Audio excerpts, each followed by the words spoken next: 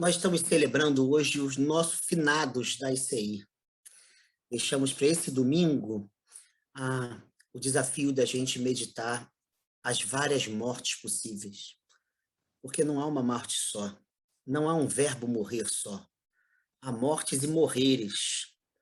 Há aquelas mortes que dizia o Rubem Alves, que nos fazem perceber que muitas belezas nascem da tristeza. São aquelas mortes morridas, como dizia João Cabral de Melo Neto, onde o adeus é bonito, onde as lágrimas são de reconhecimento de que nós amamos uma pessoa que nos deixa, e por isso há muita beleza naquele choro. Ai dos olhos que não têm por quem chorar, ai das vidas que vivem da indiferença. Mas há mortes que não valem a pena. O assassinato de Jesus na cruz não o fez sorrir, mas gritar na cruz.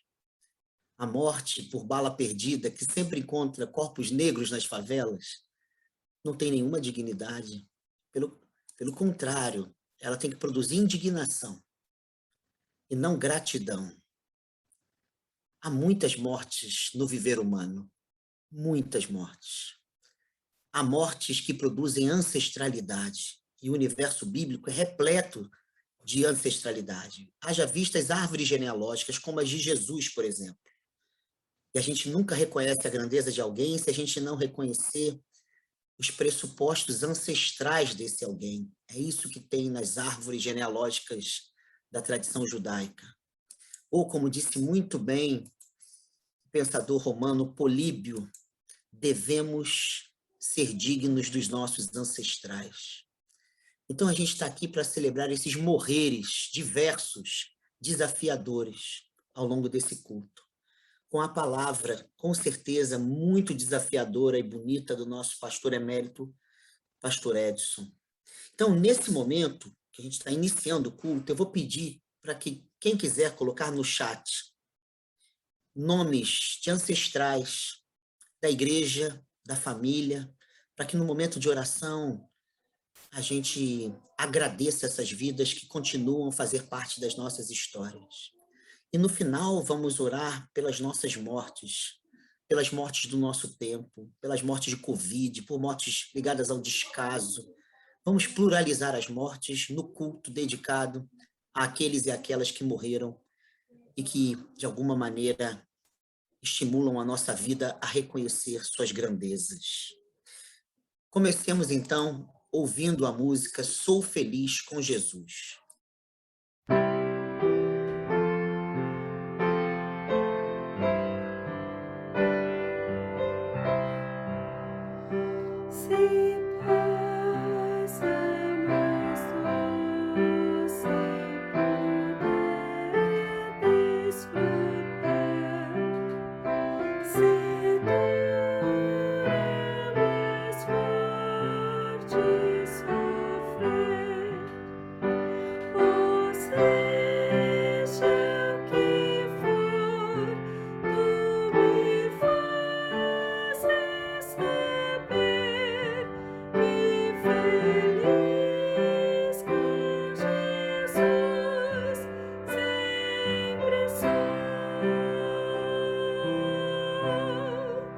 Sou feliz.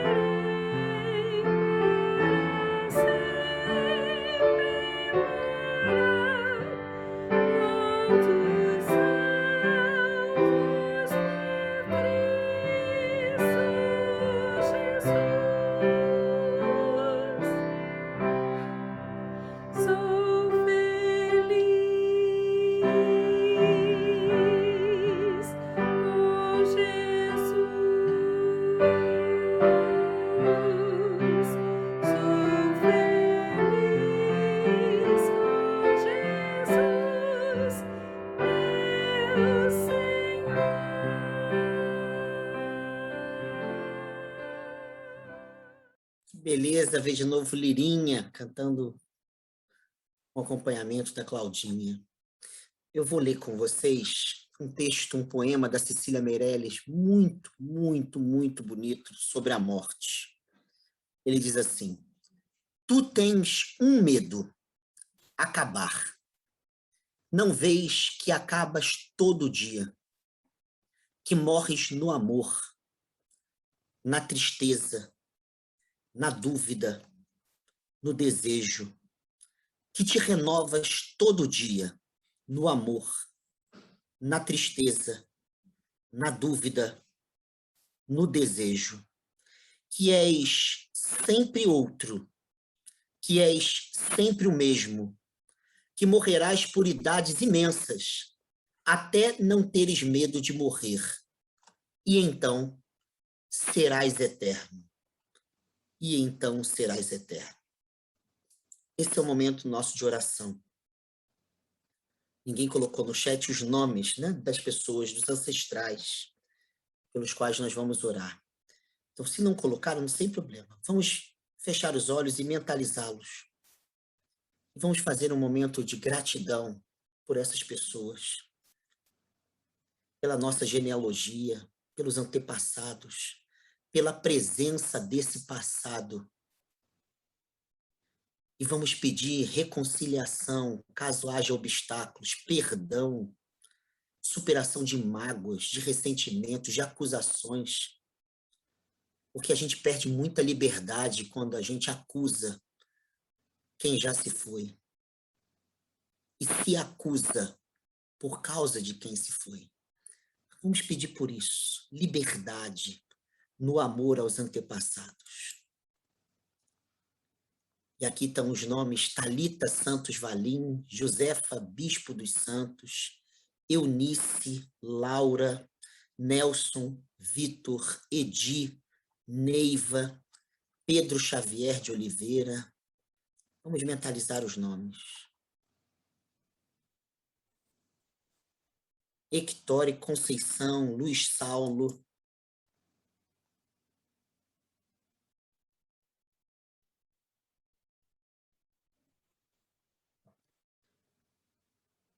Nós te agradecemos, Pai da vida e Pai da morte,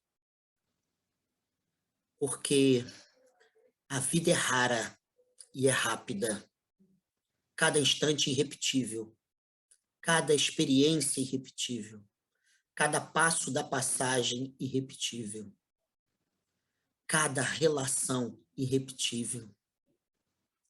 Nós te damos graças porque o nosso nome vem atravessado por nomes que são diferentes dos nossos. E muitos desses nomes já nos disseram adeus. Nós queremos reconhecer a grandeza dessas vidas. Pais, mães, avós, avós, amigos, amigas e até filhos e filhas que nos fazem chorar, porque suas vidas nos importam sobremaneira. Nós queremos te agradecer pela importância dessas vidas em nosso caminho. Se possível, que elas estejam muito felizes. Mas sabemos como é difícil dizer adeus, como somos imaturos, imaturas, analfabetos para a morte de quem amamos. E a dificuldade aumenta quando nós acrescentamos culpa e ressentimento, mágoa, raiva, ou porque acusamos, ou porque nos sentimos acusados. Liberta-nos disso. Ajuda-nos a viver o perdão e a gratidão. Ajuda-nos a reconhecer a grandeza sem nos apegarmos à pequenez de afetos que não nos fazem livres. Cuida, Senhor, das nossas despedidas. Ajuda-nos a lidarmos bem com os nossos ancestrais. Nós te pedimos em nome do ancestral mais importante da nossa fé, Jesus de Nazaré. Amém. Amém. Com a palavra, nosso mestre Edson.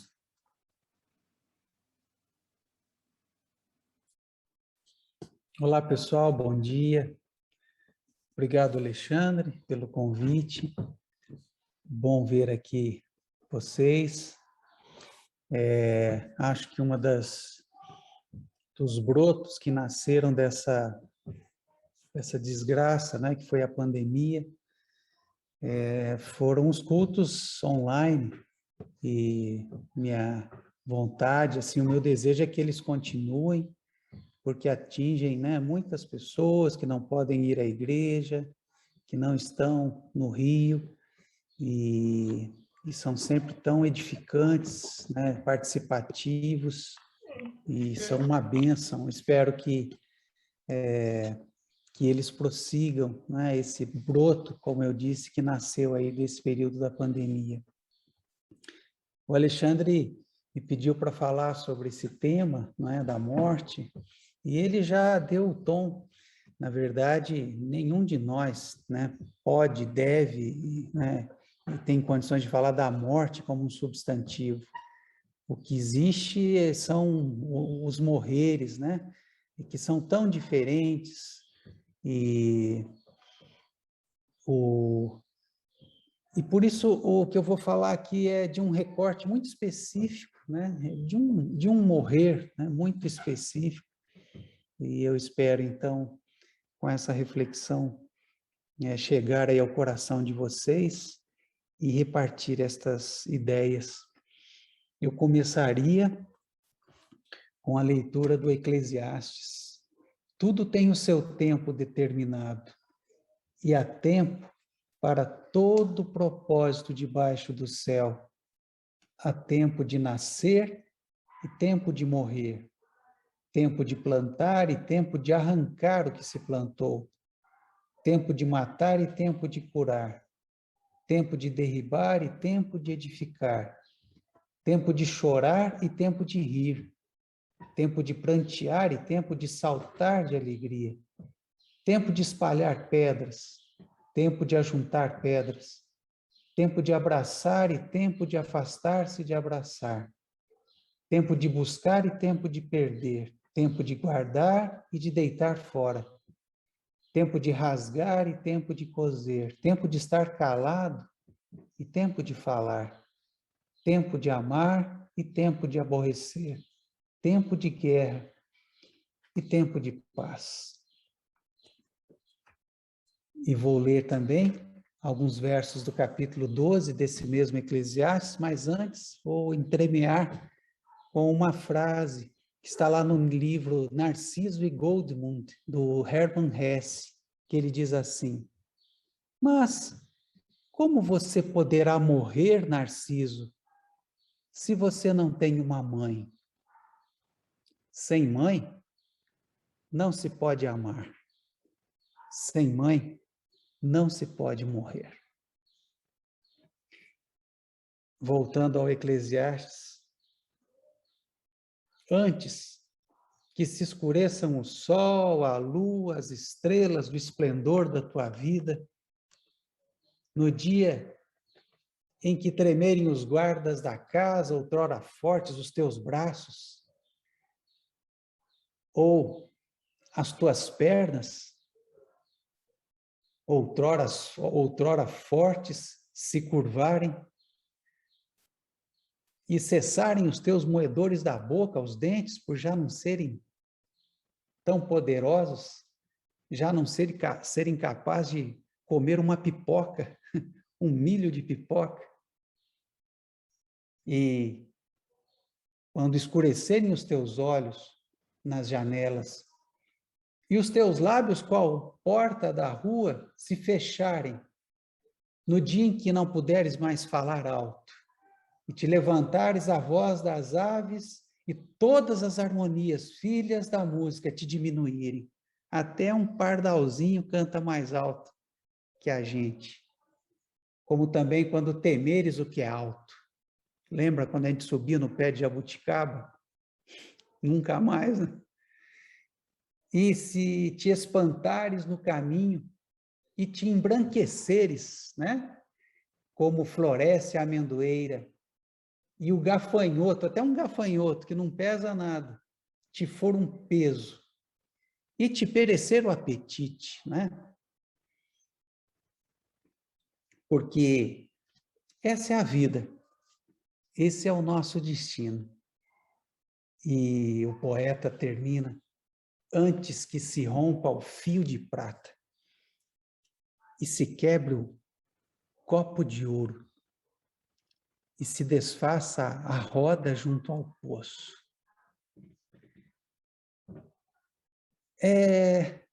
Esse é o texto, esse é o realismo poético, né? Da bela tradição judaica, que muitas vezes nos passa tão desapercebidos. Essa é uma reflexão sobre o envelhecer, sobre o morrer. Essa é uma reflexão sobre a finitude, com cores tão vivas, tão fortes. E aqui estamos nós. Eu, para falar disso com vocês. Ontem, vivemos esses dias, né, a morte da Marília Mendonça, essa menina, cuja voz tão potente, essa mulher, né? Essa mulher que quebrou a patente masculina da música sertaneja e recolocou as mulheres, né, num lugar que outrora era inimaginável e cuja morte foi tão difícil, né? Falando desse imprevisível da vida, falando dessa impermanência radical. A morte, ela traz esse componente também, ela sempre aponta para esse componente. O verso de Eclesiastes, ele tem que dar o tom quando a gente vai falar desses morreres. E o tom é: a nossa vida é um cântaro junto à fonte. A nossa vida é um copo de ouro. A nossa vida, a vida humana, é um copo de cristal. Ora, eu digo isso porque é daí que a gente tem que partir. A vida é boa. As vidas são belas, são dignas. Os diversos viveres são legítimos. Copo de ouro, cântaro junto à fonte, roda junto ao poço. Oh, coisa linda é a vida. Esse é o pressuposto, então, essa é a ponte que nós lançamos para falar sobre essa temática. E de cara, nos advém o que Alexandre apontou no primeiro momento da nossa celebração. vivemos, eu acrescentaria, num contexto que é marcado por o que a gente hoje chama de necropolítica. São políticas da morte. São formas de habitar a Terra, são formas de enxergar, de ver o mundo, são formas, né, de distribuir a riqueza do mundo que desprezam determinadas vidas. São formas que, essencialmente, ou seja, está na essência delas, do pensar delas, do agir delas, da sua ética, né? Está na essência, é o pressuposto, não é uma anomalia, não é um deslize, não é um furo, é da essência desse jeito de ver o mundo, de administrar a vida, dessa forma de política, dizer, pensar e afirmar e agir como se certas vidas fossem mais importantes que outras, que certas vidas não valem nada. A gente está começando a sair para as ruas, eu fico até emocionado com isso. Ontem fui, nem sei o que aconteceu, que eu fui, fiquei feliz de ver as pessoas estão voltando para as ruas, né? Ainda as máscaras, claro, assim, mas já podemos, né, sentar num bar, tomar uma cerveja. E eu fiquei pensando, e o Brasil, sim, foi a vacina, a segunda dose da Ana Luz. E o Brasil, num momento interessante nesse sentido, né, o nível de vacinação da cidade de São Paulo, do estado de São Paulo, é superior a países como a Alemanha, a França e etc., Estados Unidos.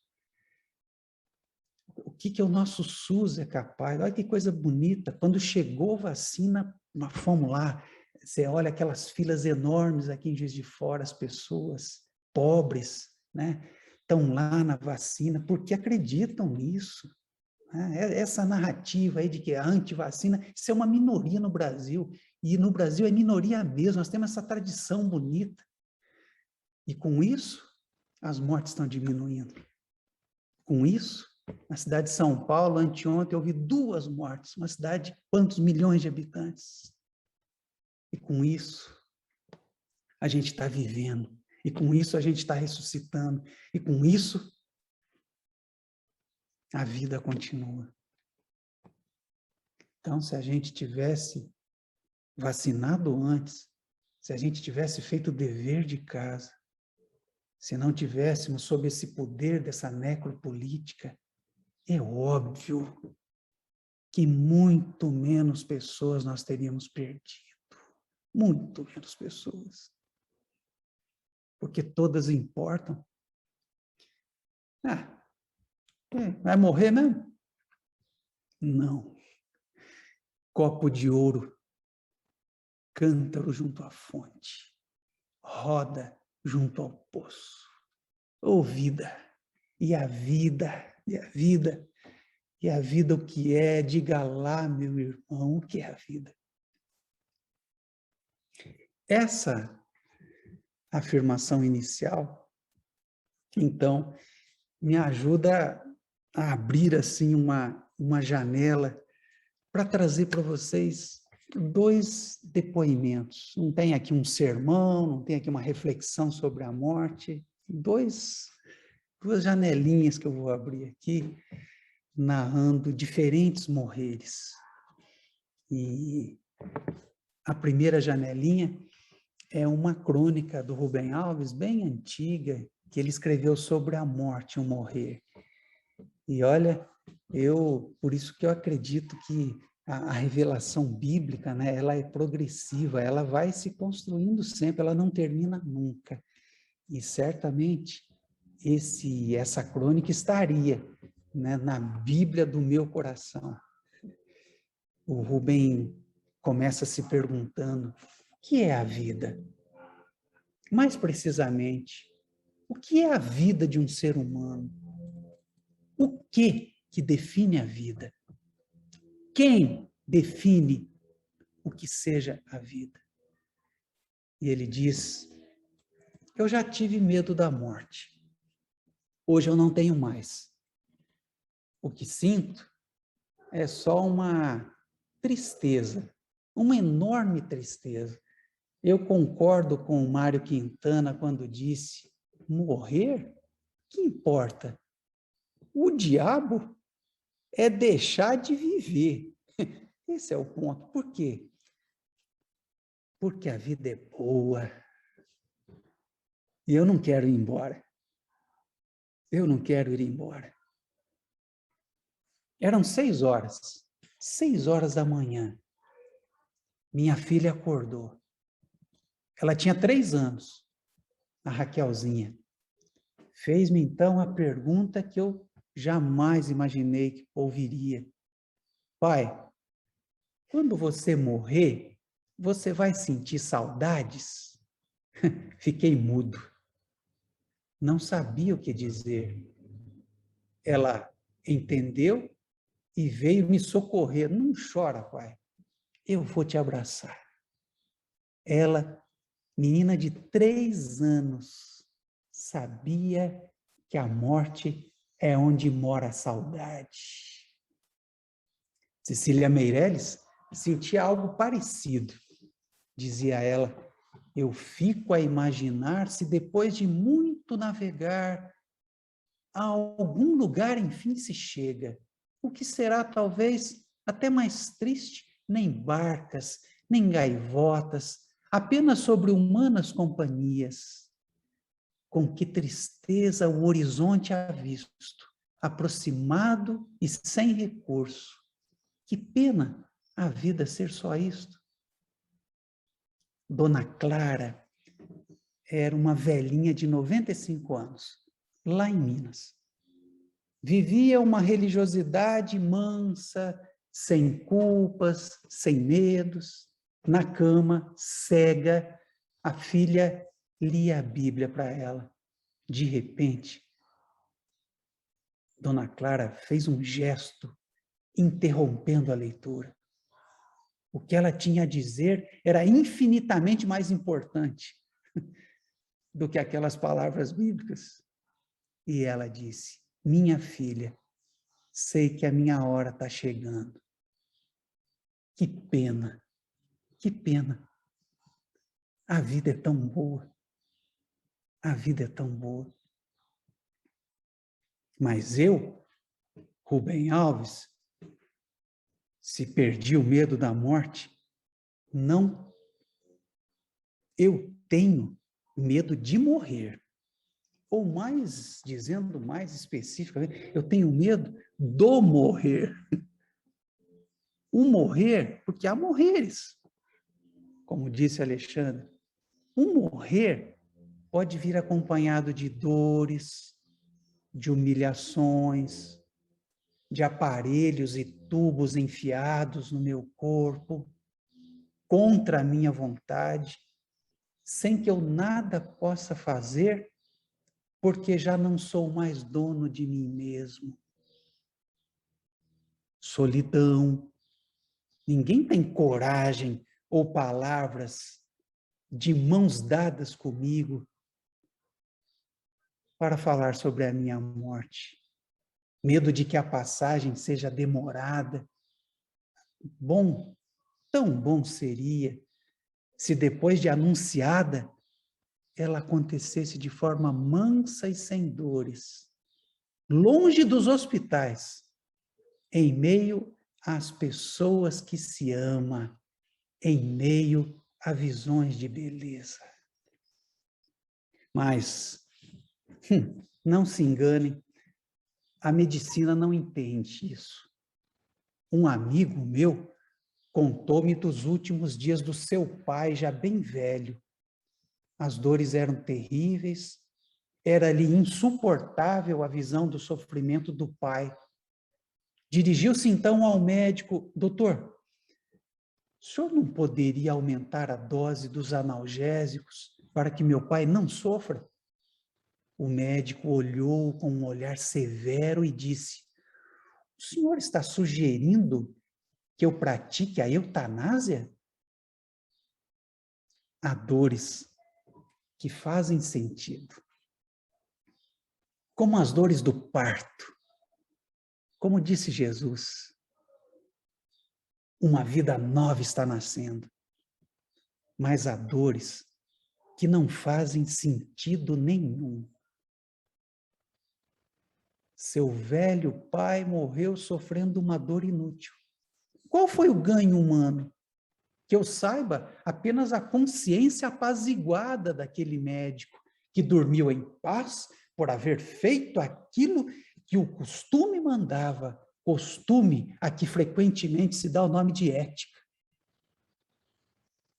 Um outro velhinho, querido, 92 anos, cego, surdo, todos os esfínteres sem controle, numa cama, e de repente o acontecimento feliz. O coração parou. Ah, com certeza fora o seu anjo da guarda, que assim punha fim à sua miséria. Mas o médico, movido pelos automatismos costumeiros, apressou-se a cumprir o seu dever. Debruçou-se sobre o velhinho e o fez respirar de novo. Sofreu inutilmente por mais 2 dias, antes de tocar de novo o acorde final. Dir-me-ão que é dever dos médicos fazer todo o possível para que a vida continue. Eu também, da minha forma, luto pela vida. A literatura, aliás, tem o poder de ressuscitar os mortos, na verdade. Eu aprendi com Albert Schweitzer que a reverência pela vida é o supremo princípio ético do amor. Mas é preciso responder: o que é a vida? Mais precisamente, o que é a vida de um ser humano? O que e quem a define? O coração que continua a bater num corpo aparente morto, isso é vida? Ou serão os zigue-zagues dos vídeos nos monitores que indicam a presença de ondas cerebrais? Isso é a vida? Confesso que na minha experiência de ser humano, nunca me encontrei com a vida sob a forma de batidas de coração ou ondas cerebrais. Porque a vida, gente, ela não se define biologicamente. Permanecemos humanos enquanto existe em nós a experiência e a esperança da beleza e da alegria. Morta a possibilidade de sentir a alegria, gozar a beleza, ainda que na esperança o corpo se transforma numa casca de cigarra vazia. Muitos dos chamados recursos heróicos para manter vivo um paciente são, do meu ponto de vista, uma violência ao princípio da reverência pela vida. Porque se os médicos dessem ouvidos ao pedido que a vida está fazendo, eles a ouviriam dizer: liberta-me, liberta-me, liberta-me. Comovi-me com o drama do jovem francês Vincent Humbert, de 22 anos, há 3 anos cego, surdo, mudo, tetraplégico, vítima de um acidente automobilístico. Comunicava-se por meio de um dedo que podia movimentar e foi assim que escreveu um livro que dizia, aspas, morri em 24 de setembro de 2000. Desde aquele dia eu não vivo, fazem-me viver. Para quem? Para quê? Eu não sei. Implorava que lhe dessem o direito de morrer. Como as autoridades, movidas pelo costume e pelas leis, se recusassem, sua mãe realizou seu desejo e a morte o libertou do sofrimento. Dizem as Sagradas Escrituras, para tudo há o seu tempo. Há tempo para nascer e tempo para morrer. A morte e a vida, gente, não são contrárias. Elas são irmãs. A reverência pela vida exige que sejamos sábios para permitir que a morte chegue quando a vida deseja ir, voar, transcender.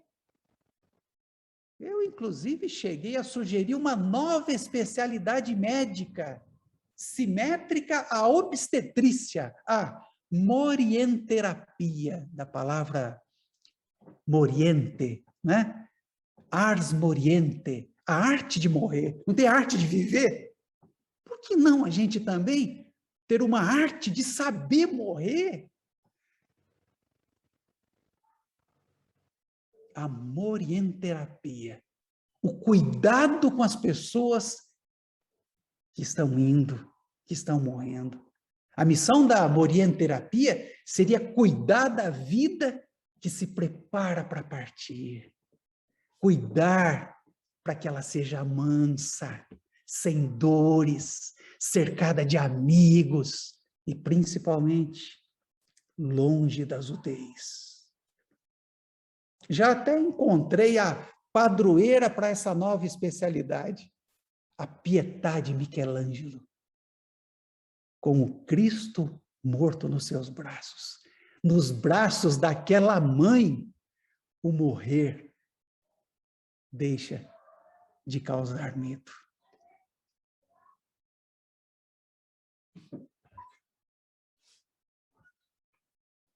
A mãe da Lenita, ela estava partindo, eu fui com a Lenita, com os filhos lá estavam, naquele hospital adventista aí do Rio.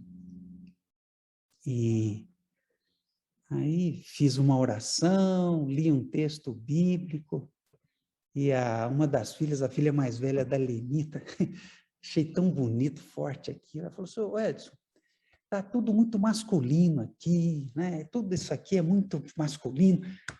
A vovó está precisando do feminino, a vovó está precisando ouvir a voz de uma mulher, ou a vovó precisa ouvir a mãe dela, dizendo, filha, vem cá. Alicia, né? E falou assim, Edson, a gente não podia rezar uma Ave Maria agora? E eu me entreguei, claro, Lícia. Em torno ali da Dona Aidéia, então, demos-nos as mãos e rezamos essa Ave Maria, como se através dessa prece a gente estivesse evocando essa mãe da Dona Aidéia, que pudesse dizer, vem filha, vem filha. Era isso que ela estava precisando.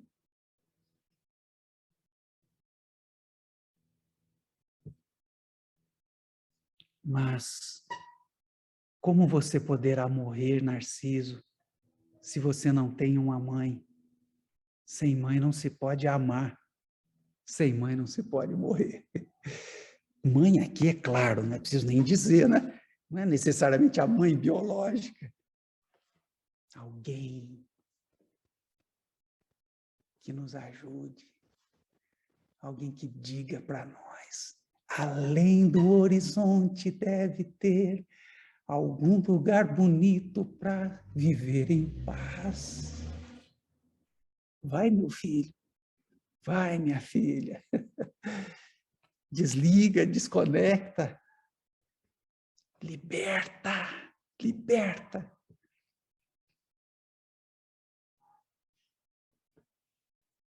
E aí eu vou terminar relatando uma experiência que eu tive com nosso querido Jonas Rezende, nosso pai, nosso ancestral, de quem eu me lembrei no momento das orações.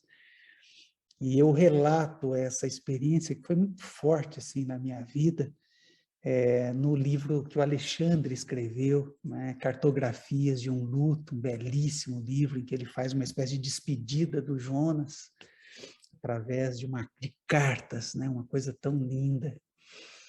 E eu narro lá que naquele final de uma manhã eu estava inquieto, eu não conseguia ficar em silêncio naquele sofá daquele quarto do Hospital Copa Star ali na Figueiredo de Magalhães, em Copacabana. Eu estava junto ao leito do nosso querido Jonas. E estava doído demais para mim ver a tristeza da Maria José, ali acariciando a mão, né, já tão cansada do nosso pastor. Neusimar tinha saído há alguns instantes, né, e depois de ficar ali, se eu não me engano, 2 dias ininterruptamente, né, passados, né, de mãos dadas com o Jonas. Eu me lembro assim como se fosse hoje. Ela precisava tomar um banho, ela precisava de 2 minutos de sol, né, para voltar de novo ali para o leito do seu amado, e num ritual que me lembra muito aquele filme, que eu recomendo a vocês, né, se vocês puderem em algum momento ver esse filme, é belíssimo, o filme de Yohiro Takita, A Partida. A Partida. E o que eu fiz? Chegou uma hora que eu estava, eu me levantei, eu pedi perdão para o Jonas, cheguei perto da Maria, pedi perdão para o Jonas, esse amigo, esse pai, esse mestre, né? O Alexandre, que sempre gosta de dizer, é o mestre Jonas. Pedi perdão. E pedi perdão pelo seguinte, falei, Jonas, eu preciso te dar um conselho, cara. Essa palavra é chata, imagina, dar um conselho, essa palavra é até inconveniente. O Jonas nunca fizera isso, né? Eu nunca dera um conselho para ele, nem ele para mim, imagina. Mesmo quando a gente estava com o coração cheio de vinho, Jonas não gostava de conselhos e nem achava que precisasse deles. Por isso que eu pedi perdão, mas eu tenho que te dar um conselho, amigo. Me perdoa. Eu preciso te dizer uma coisa. E aí eu comecei a falar para ele ali do lado da Maria, segurando bem firme na mão dele. Amigo, sua vida transbordou em amor.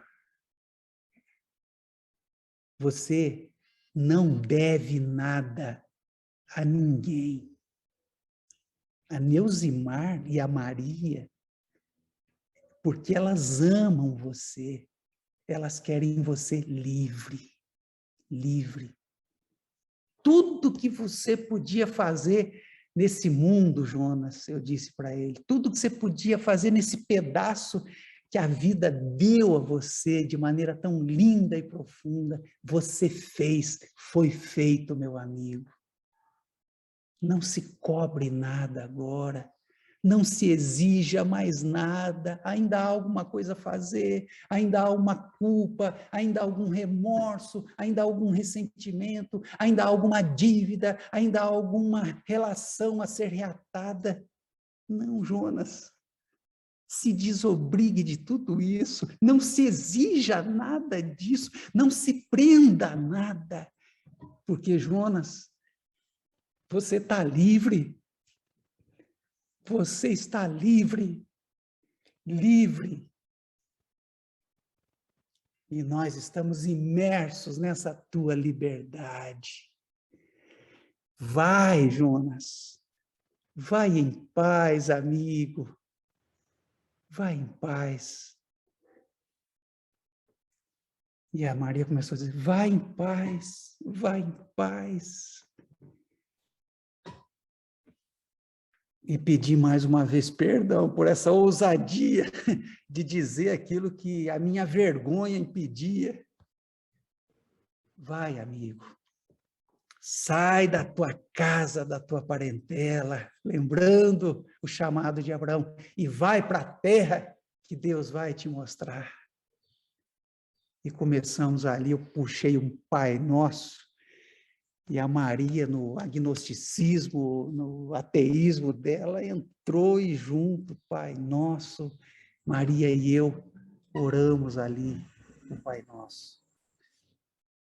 Me despedi do meu querido pastor, Maria, fui para casa e não se passaram nem 2 horas, Maria me ligou, dizendo então que finalmente o nosso amigo estava livre, livre, livre, me deixaste livre,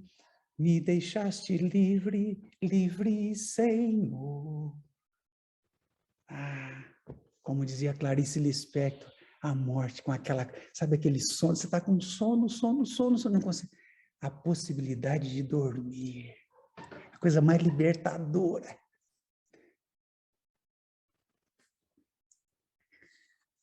Que bom que a gente pode ser uma mãe a ajudar o nosso amigo a se libertar, a fazer essa passagem. Tomara que para nós haja uma mãe também, que nos ajude a gente a fazer essa passagem, essa abertura para a alegria profunda, extrema, a suprema liberdade. Que você, que eu, Deus nos dê essa graça de sermos uma mãe para alguém que precise dessa mão, desse colo, desse silêncio, dessa palavra eivada de amor, essa palavra materna para fazer a travessia. E que assim Deus nos ilumine e nos abençoe e nos dê a graça da ars moriendi, além da ars vivendi, a arte de viver, mas também a arte de saber morrer. Que Deus nos ilumine, que Deus nos abençoe. Viva a vida e viva a morte libertadora. Viva a morte que não seja a morte antes da hora. A antes da hora, nós temos que nos revoltar, bem disse Alexandre, contra ela. Mas essa morte que chega e nos chama para a liberdade plena, essa nós temos que aprender com ela, porque ela faz da nossa vida uma vida mais humilde, mais bonita, mais pé no chão. E que seja assim conosco. Que Deus nos ilumine, que Deus nos abençoe e nos dê a graça de aprendermos também a morrer. Obrigado. Muito bom, nosso mestre, nosso pastor emérito. Coisa linda, que boa morte bonita. Como diz o ditado lá mexicano da festa da Dona Morte, donde hay muerte, hay esperança. Bonita, porque é isso que eu acho que o nosso pastor nos mostrou. Há muita esperança numa boa morte, numa arte de saber morrer com grandeza, com beleza, com dignidade. Que coisa linda, linda, linda. Vamos ouvir o interlúdio, enquanto a gente se prepara para a Eucaristia, pegando o nosso pão, nosso suco, nosso vinho, e o nosso pastor e mestre vai celebrar conosco hoje.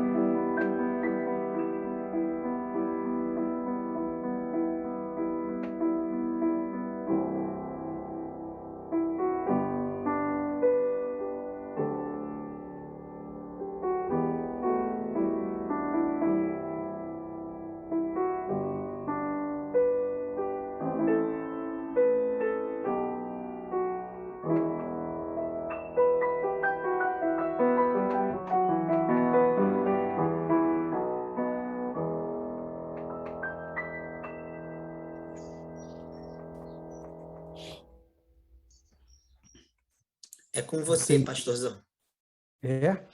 Então, Jesus de Nazaré, na noite em que foi traído, tomou o pão e, após haver dado graças, o partiu e deu aos discípulos, e discípulos dizendo: isso é o meu corpo partido por vocês. Comam, comam dele todos e todas, e façam isso em memória de mim. Ou seja, como se a vida de vocês também fosse um corpo que se dá, um pão que se parte. Vivam assim, em memória de mim.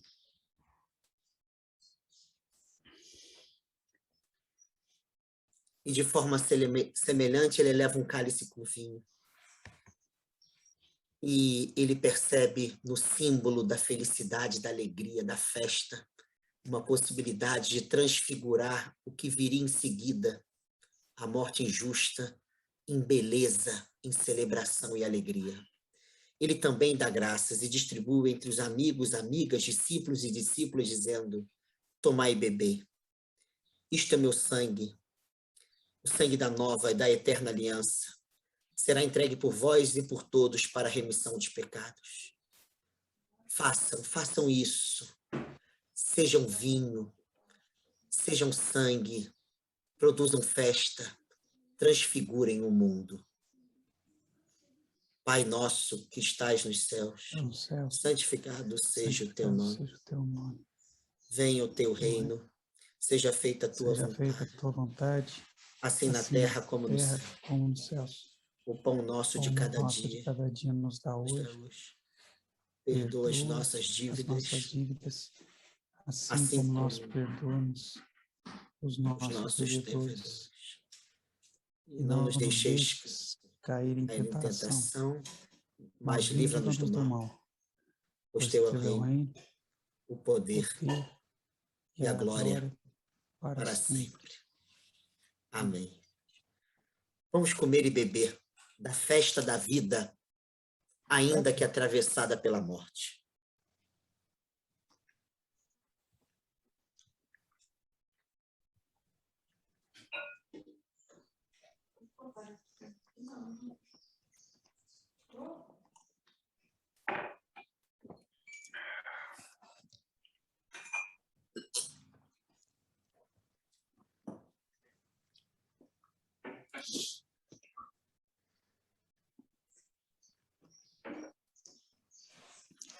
Já quase nos despedindo, nós vamos ouvir uma música linda, linda, linda. Epitáfio.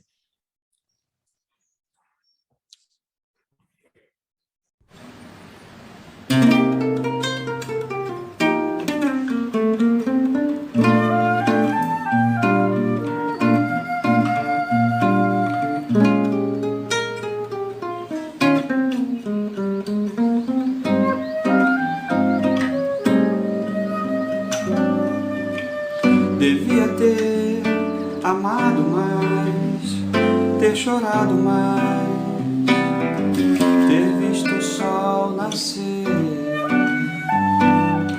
Devia ter arriscado mais e até errado mais, ter feito o que eu queria fazer.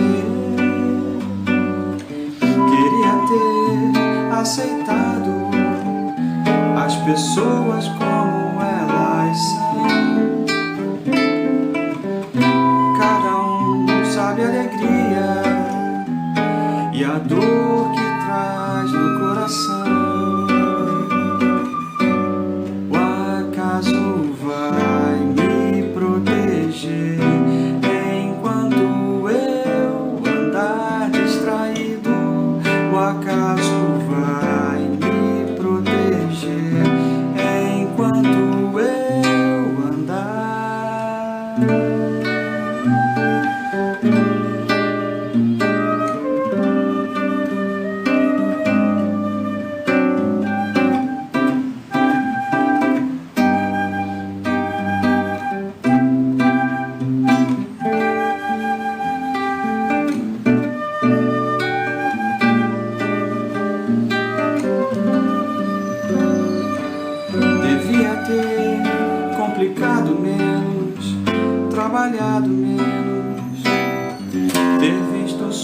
ao se pôr.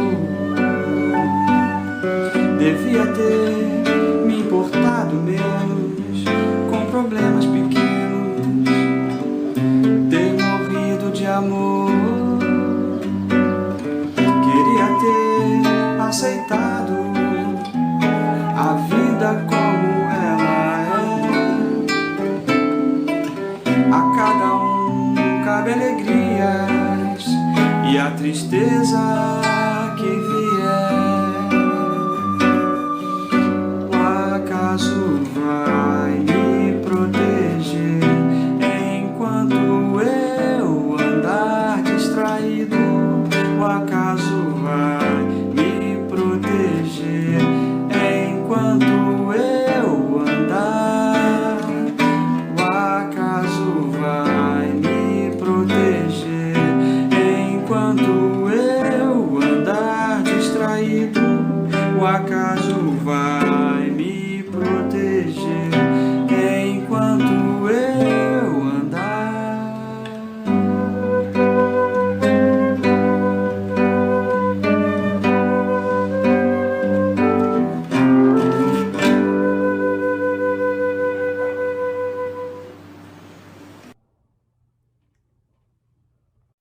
Muito bom ver Cinti e Berreldes, né? Duas pessoas muito queridas, muito queridas. Antes de terminar, só os avisos aqui do nosso boletim. Aqui tem as nossas redes sociais, está em destaque, né? Elas estão em destaque aqui no inicinho desse retângulozinho final do boletim. Nós temos os 2 Pix da igreja e também do CREI, para quem se sinta o desejo de contribuir financeiramente para a manutenção do CREI e da igreja. E os aniversariantes dessa semana, que são, dia 9, Carlos Fuentes de Araújo, Elizabeth Costa e João Vicente Martins Marchon. Dia 10, Bruno Freixo e Nina Chavarri. Dia 12, João Paulo Pellegrini e Maria Isabel Duque Estrada. E dia 13, Andréa Maciel de la Ressa. Tem alguém que está aqui conosco, que esteja dentro dessa lista, ou alguma pessoa que está aniversariando essa semana e não foi mencionada? Não, né? Então, nós vamos terminar a celebração. Vou pedir a bênção final para o nosso Edson, lembrando dos antepassados da ICI, que são muitos e muitas. E são pessoas muito importantes. É uma igreja vai fazer 60 anos ano que vem, com uma história de muita luta, que passou por um instante tão difícil como a ditadura militar no Brasil. E teve gente perseguida e levantou voz, e muitas dessas pessoas se foram e continuam. Essa é a loucura da ancestralidade. Dizem adeus, mas continuam presentes. Então, que nesse momento final a gente agradeça profundamente pela presença desses ausentes que continuam a alimentar a fé da comunidade. Então, eu vou pedir a bênção final para o nosso pastor e a gente mentaliza o nome das pessoas que a gente se lembra da história da ICI nesse momento de despedida. Edson, nosso pastor.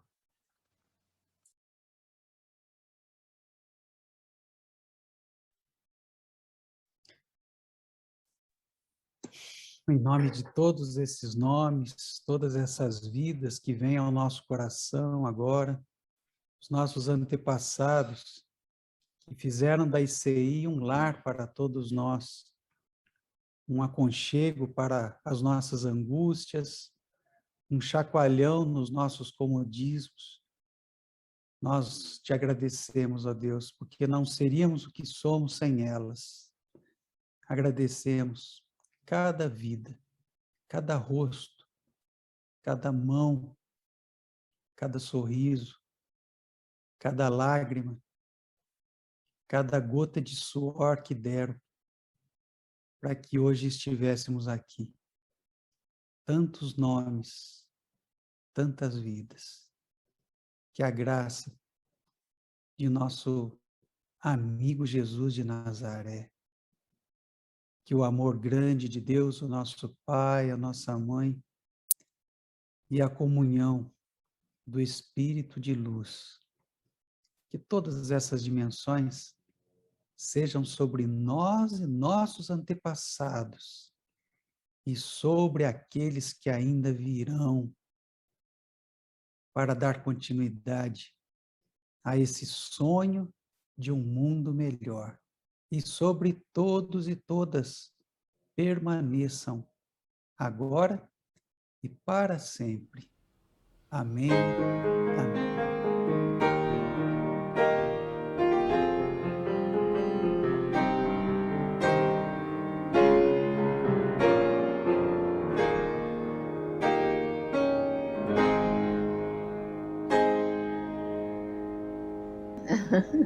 Um excelente Já, domingo. gente. E o abraço da paz. Um abraço. Abraço. Um abraço a todos.